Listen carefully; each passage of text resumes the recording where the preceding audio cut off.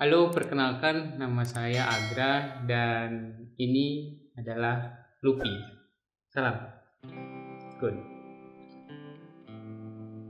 Pertama sekali saya ketemu Luffy itu tahun 2005 akhir atau 2006 awal, saya lupa pastinya gitu, di sebuah tempat kos. Waktu itu saya kenal dengan seorang teman di kos itu, jadi saya sering main ke sana beberapa kali dan ketemulah Luffy gitu. Luffy waktu itu umurnya dia bukan papis lagi tapi udah lumayan remaja gitu, lumayan gede gitu. Waktu itu Luffy galak banget gitu waktu saya awal-awal ketemu. Walaupun beberapa kali main ke kos itu udah dan ngasih makan berusaha gitu, si sekedar roti atau apa gitu, dia tetap galak, dia tetap protektif gitu sama teritorinya gitu. Jadi Luffy dulu tuh punya bapak dan ibu yang bahagia gitu. Tapi karena satu dan lain hal ya mereka nggak tahu kenapa, saya juga nggak ngerti, mereka pisah. Terus Luffy tinggal sama teman saya itu, bapaknya lah bilang. Terus waktu berjalan saya lupa juga detailnya kayak gimana. Pokoknya teman saya ini, ownernya Luffy ini lulus kuliah nih. Nah terus kan dia harus pulang nih, pulang ke tempat asalnya. Nah Luffy ini nggak bisa diajak gitu. Dan akhirnya Luffy dipasrahkan di kos itu sama teman-teman kos yang masih tinggal di situ. Jadi sampai akhirnya tahun 2009 itu saya akhirnya memutuskan untuk pindah kos, nyari kos baru gitu. Dan ada temen yang menghubungi kalau memang di kosnya yang tempat si Luffy ini itu ada kamar kosong gitu. Ya udah, saya akhirnya pindah ke sana. Nah sampai di sana, wow, saya ngeliat Luffy lagi nih, kaget juga gitu karena posisinya Luffy diikat dirantai terus dan kondisinya kurus. Nggak kayak awal-awal saya ketemu Luffy gitu. Lalu dulu kan dia bersih terus berisi badannya gitu. Pas waktu itu saya ketemu pindah ke kos itu ya agak menyedihkan sih, karena dia memang benar-benar full diikat katanya. Setelah ditinggal sama ownernya itu dia full diikat oleh teman-teman di situ. Dan ya namanya anak kos ya, mungkin prioritasnya pasti kan isi kebutuhannya mereka dulu gitu. Karena Luffy statusnya dititipin waktu itu ya mungkin dikasih makan juga seadanya gitu. Saya inget banget tuh waktu itu saya lihat bungkus-bungkus kayak nasi kucing, ada koran sama daun gitu. Kemudian kotorannya berserakan gitu, dan kotorannya tuh isi plastik. Mungkin dia makan plastik ya, mungkin karena lapar atau apa. Waktu awal-awal saya pindah ke situ saya belum memutuskan untuk memang benar-benar mau mengadopsi Luffy. Jadi memeliharanya itu masih kayak patung-patungan gitu sama teman-teman kos yang memang masih tinggal di sana gitu. Ya sesekali saya kasih makan gitu. Tapi lama-lama kasihan. Saya juga nggak tega gitu. Karena posisinya Luffy itu pasti selalu diikat. Lama nggak diajak jalan ya, jarang diajak jalan juga pasti karena diikat terus gitu. Anak-anak itu pasti udah sibuk kuliah, sibuk kegiatannya masing-masing ya. Bukan prioritasnya ketika ada hewan di situ untuk pelihara, apalagi itu cuma titipan gitu saya pikir. Akhirnya beberapa lama waktu berjalan ya saya udah mulai nggak tahan, nggak tega gitu. Akhirnya ya udah saya memutuskan untuk memang benar-benar mau adopsi Luffy. Awalnya langkah pertama saya lakukan itu rajin ngasih makan, karena posisi itu dia masih belum bisa dipegang banget, jadi belum bebas megang Luffy. Karena saya baru-baru kenal juga, bukan baru kenal ya, maksudnya adaptasinya itu baru dari awal lagi gitu. Ya akhirnya dengan sedikit nekat saya memutuskan untuk ya udahlah, saya bakal adopsi nih, saya bakal handle lah si Luffy ini kayak gitu. Ya akhirnya lama dia akhirnya bisa di handle gitu, diajak, maksudnya dielus, maksudnya dipegang, udah mau gitu.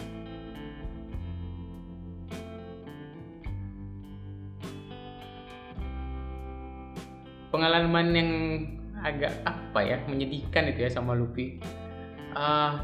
Waktu saya juga mau lulus kuliah.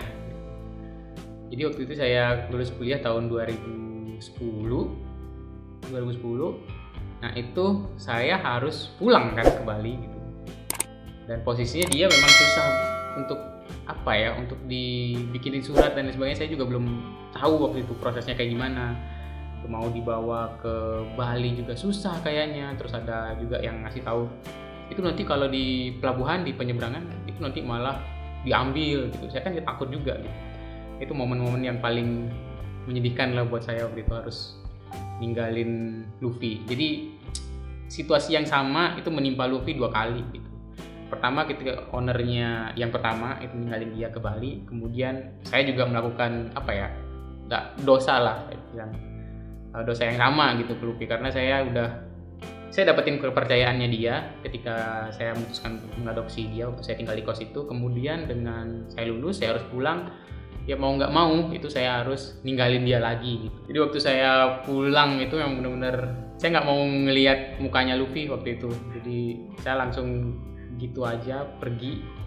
Tapi waktu itu saya juga titip pesan ke teman untuk jagain Luffy. Waktu di Bali pun saya beberapa kali ngirim uang untuk dibelikan makan Luffy. Untungnya teman saya yang anak kos di situ tuh, ketika saya minta titip, jadi dia memang benar memperlakukan Luffy seperti ya itu miliknya gitu. Dia yang handle selama saya tinggal di Bali. Saya meninggalkan Luffy itu saya tinggal di Bali itu selama setahun, sampai akhirnya saya memutuskan untuk kuliah lagi gitu, balik ke Jogja. Nah begitu balik ke Jogja untuk kuliah lagi, itu pertama kali kan nyari tempat kos, yang saya hubungi itu tempat kos itu gitu. Masih ada tempat kosong nggak ya? Kebetulan ada, teman juga memang sudah saya kasih pesan untuk ini jagain Luffy, ya udah saya ketemu lagi, saya reuni lagi sama Luffy.